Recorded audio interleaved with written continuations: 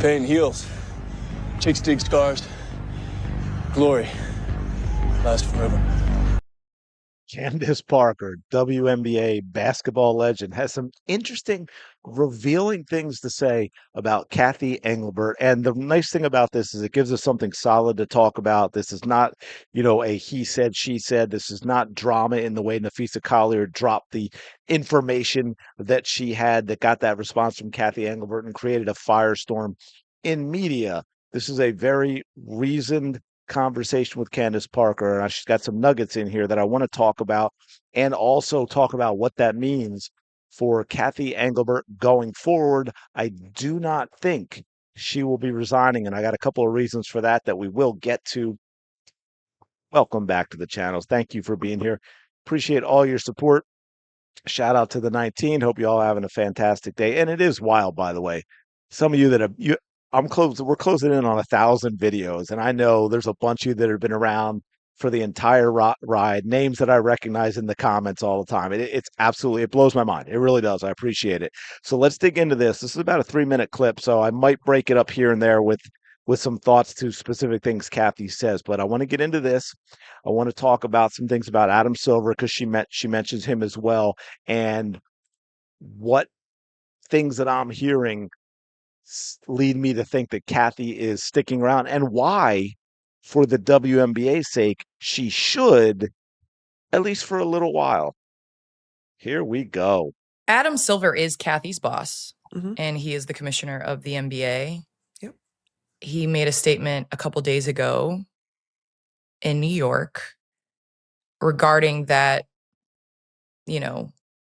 essentially paraphrasing that it's not about business.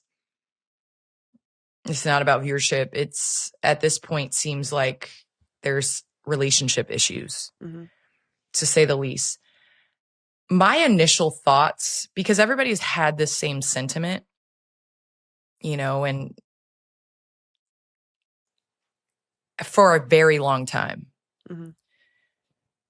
But in years past, you've been able to point to the viewership. You've been able to point to the fans. You've been able to point to, maybe the talent on the floor, because we are going overseas for a number of, months during the season. Yep.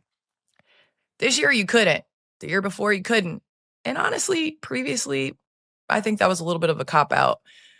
All right, just to point out, I know y'all realize this, but with everything that went on the past 2 years, it's just every single time it irks me. If we didn't have all this nonsense going on, this wouldn't even enter my head at all. But of course, yes, that viewership is because of the young lady from Iowa, Miss Caitlin Clark Kent. I'm just saying.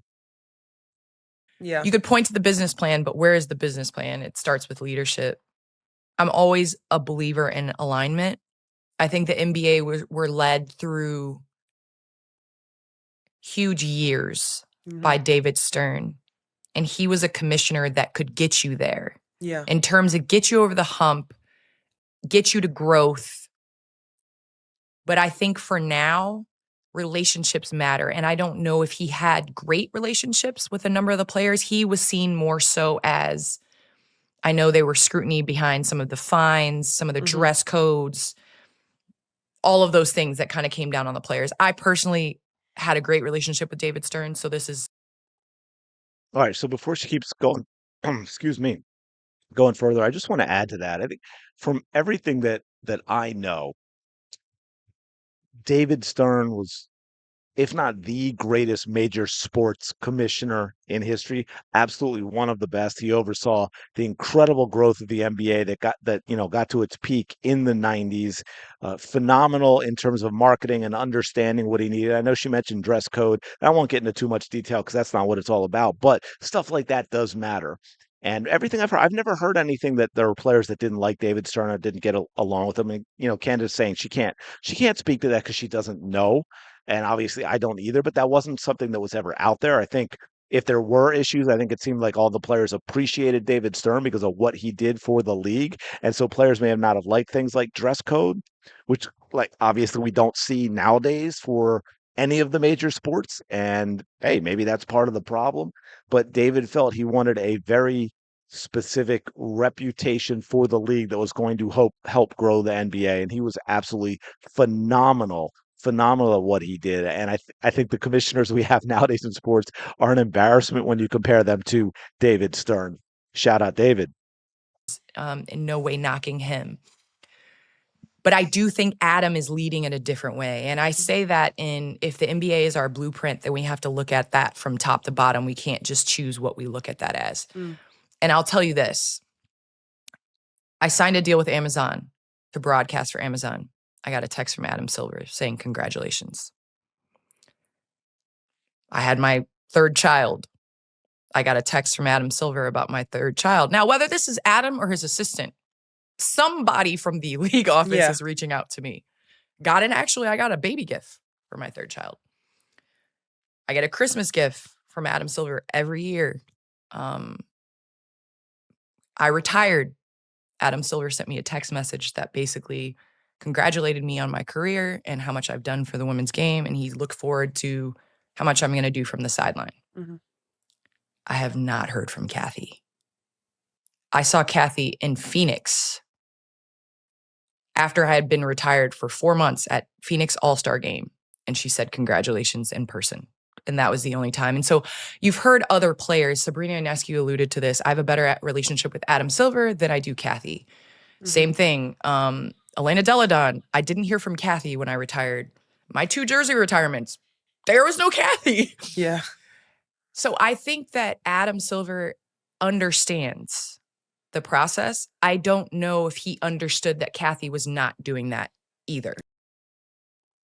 Very, very interesting stuff. Now, I will say this, and this is not a knock on Adam Silver, which I will explain in a moment. Most likely, that stuff wasn't coming from him. Now, it may be, okay? But the reason I say most likely is someone in that position, it was that busy, and you're talking about all those players and keeping that stuff straight. But that is still says a lot about Adam Silver, because one of the great things, smartest things, best things successful people do, best things that people in leadership positions do, is they surround themselves with great people.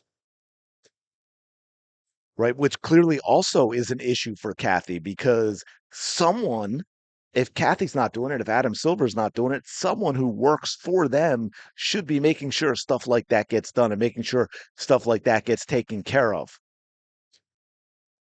Cathy may not even know it's not being taken care of, which is kind of what Candace alluded to, right? There might be someone who should be doing that, sending stuff out from Cathy Engelbert.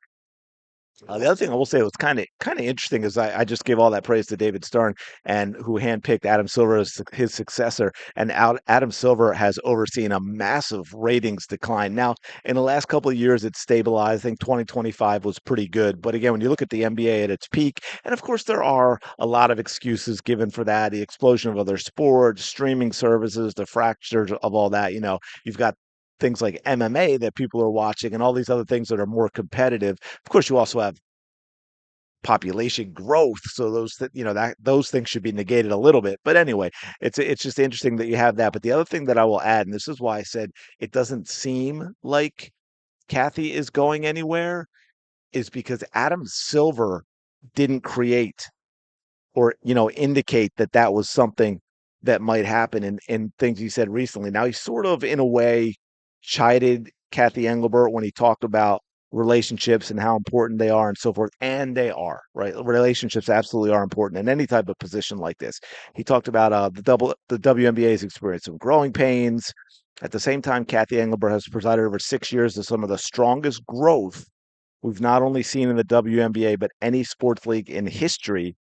But it's become too personal, and we're going to have to work through those issues.